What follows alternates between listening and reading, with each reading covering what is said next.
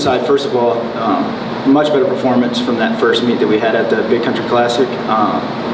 It was just from the top to bottom, really, Savannah really took it out. The race went out really fast, and I think it kind of hit some of the women later on in the race. But all in all, really good performances. Anna Dinoso, one of the freshmen that we've had, really stepped up, got third. Was really tough there. You know, I saw her come around with about 2K to go, and it looked like she was really hurting and ready to kind of drop or really slow down. And I saw her 2K later, and she hadn't given up a position. So I thought there's a lot of good things like that from a lot of the women. And on the men's side, same thing. Didn't go out as fast. Went out a little bit slower on their side, minus the top guy.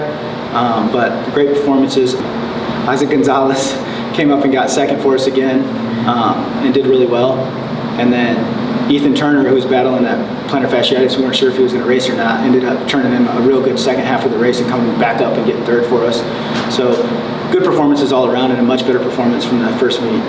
I started track just in high school, and then I got into cross mainly because of my friends that ran cross country, so I kind of I went along with it just to stay in shape for track, and then I ended up liking it more, falling in love more with it. So it was nice to have them, and then my coaches, and mainly my sister. She's like my biggest motivator, so she really just gave me advice.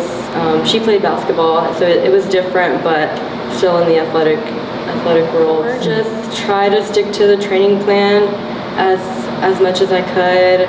It was a little hard. I came off of injury after track, so some runs would be more painful. It would be a little harder, but I still did my best, and I think just doing what I could and keeping in contact with coaches.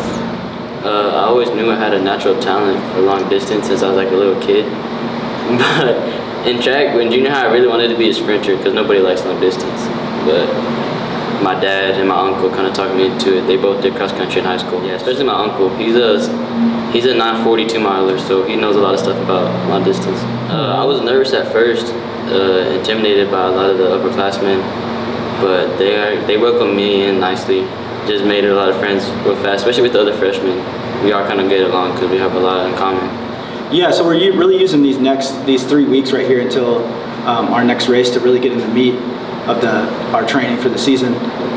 We're doing some double threshold training that we haven't done before, and really this is really the highest mileage week that we'll have here this week. And then we just hold for a little while going into the next few meets, and then taper a little bit before the conference meet. So it's really just about getting in the work, taking care of their bodies, and making sure that everyone's doing the things we need to do to compete.